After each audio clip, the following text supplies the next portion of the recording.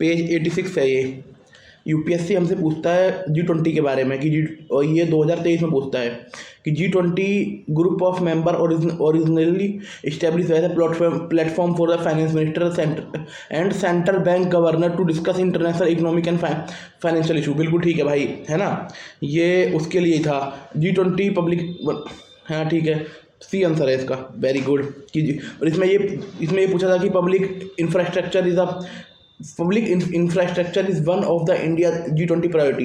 ये तो one of the है, और ऊपर से ये तो फैक्ट है, ये तो मुझे पता ही था, है ना। फिर 2022 में पूछा इन्होंने G20 के ऊपर, with reference to G20 common framework consider the following, it is an initiative endorsed by G20 with together Paris club.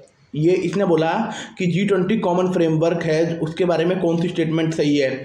इसने बोला कि जो इनिशिएटिव इंडोर्स करता है G20 वो उसके साथ पेरिस क्लब भी जुड़ा होता है, ये है। फिर इसने पूछा it is an initiative to support low income countries for sustainable debt, है ना। G20 कॉमन फ्रेमवर्क हो सकता है, देखते हैं, पता नहीं है भाई। ये देखते हैं इसका आंसर क्या है। इसका आंसर सी है, तो मतलब दोनों ठीक है। तो इसका मतलब कि जो ये G20 कॉमन फ्रेमवर्क है, ये G20 के साथ पेरिस क्लब भी इसको एंडोर्स कर रहा है, और ये एक सिस्टम है जिसमें लो इनकम कंट्रीज़ को सपोर्ट किया जाएगा, सी है। अब यूपीएससी ने 2020 में पूछा, ये लगातार G20 में पूछ रहा है, which one of the following group all are which one of the, मतलब देश के नाम दे दिए, बोला इसमें G20 के मेंबर कौन कौन से हैं। अब देखिए, अब बताते हैं कौन से हैं। डी आंसर है, हाँ डी आंसर है, Indonesia, Japan, Singapore, south Korea. Indonesia, Japan, Singapore, south Korea. Japan भी है, जापान तो पक्का ही होगा, तो और किसी में जापान नहीं है, तो जापान तो है। अगर कोई बंदा सिंपल सा भी कर देता तो भी इसे ठीक कर देता, क्योंकि जापान भाई बड़ा देश है, साउथ कोरिया भी बड़ा, ठीक है। अब फिर 2009 में पूछा G7 के ऊपर, as a present group of nation is known as G10 started as G7, which of the following is not one of them, which following not one of them. Japan answer है, D Russia, as present group of nations G8 started as अच्छा, मतलब कौन नहीं था member पहले Russia में, पहले कौन मेंबर नहीं था G7 में, तो रशिया को बाद में जोड़ा था, तो फिर इसका आंसर रशिया ही है। अब G20 1999 में बना था, ये बना था एशियन फाइनेंशियल क्राइसिस के अगेंस्ट में बना था। ये एक फोरम है जो ये फोरम स्टार्ट हुआ था पहले फाइनेंस मिनिस्टर और सेंट्रल बैंक के गवर्नर के लिए, कि वो इकोनॉमिक पॉलिसी और फाइनेंशियल स्टेबिलिटी को डिस्कस कर सके। 2023 में भारत ने G20 की प्रेसिडेंसी को होस्ट किया, और भारत ने डिजिटल पब्लिक इंफ्रास्ट्रक्चर को मतलब प्रमोट किया भाई, क्योंकि भारत के पास वही है यार, वो कर रहा है, ठीक है। अब एक और आ जाते हैं, इंडो पैसिफिक इकोनॉमिक फ्रेमवर्क के बारे में आ जाते हैं। ये 2022 में लॉन्च हुआ, मई 23 2022, Tokyo, Indo Pacific economic framework, ठीक है। 14 देश हैं इसमें, ऑस्ट्रेलिया है, बुरनई, फिजी, इंडिया, इंडोनेशिया, है ना, सिंगापुर, थाईलैंड, वियतनाम। अब देखो कौन कौन से देश हैं। पहले वो देश ले लीजिए जो आप कभी नहीं भूलोगे। जो एक तो ऑस्ट्रेलिया है, ठीक है, ऑस्ट्रेलिया का पड़ोसी न्यूजीलैंड है। फिर आपका एक देश हो गया साउथ कोरिया, ये जापान, ये 4 देश हो गए। ये 4 देश तो कभी नहीं भूलोगे आप। फिर यूनाइटेड स्टेट है 5वां देश, फिर उसके यूनाइटेड स्टेट का दोस्त है फिलीपींस, 6ठा देश। फिर एक इंडिया होगा 7वां देश। ये 7 देश आप कभी नहीं भूलोगे।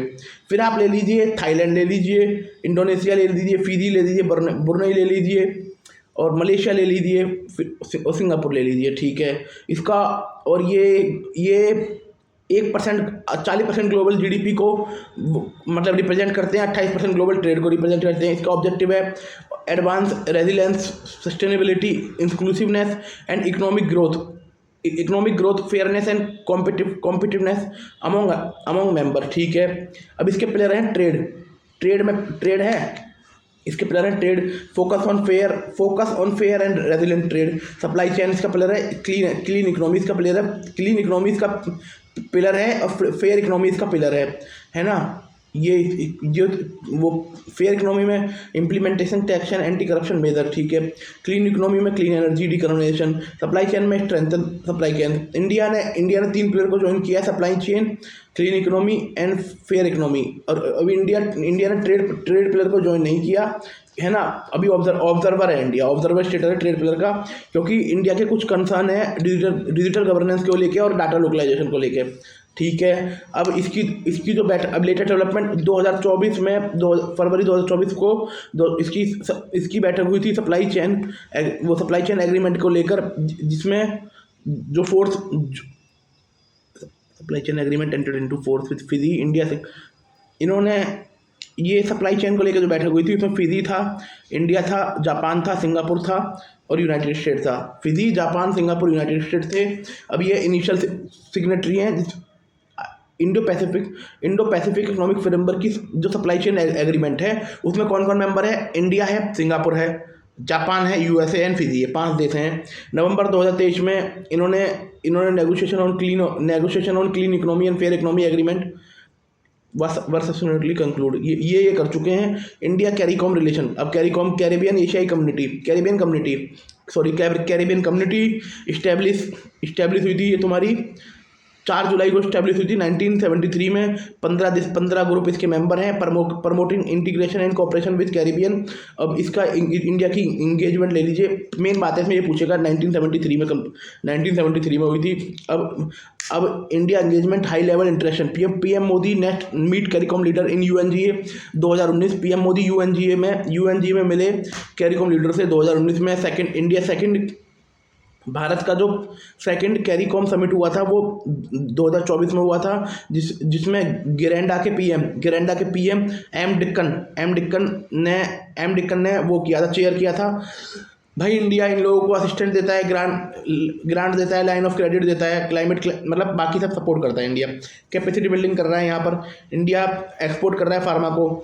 अब लेटेस्ट डेवलपमेंट, जो सेकंड समिट हुआ था ना इसका 2024 में हुआ था सेकंड समिट। अब है ना, तो पीएम मोदी ने 7 पिलर की बात करी, जिसमें क्लाइमेट चेंज है, डिजास्टर है, ट्रेड है, कैपेसिटी बिल्डिंग है और है।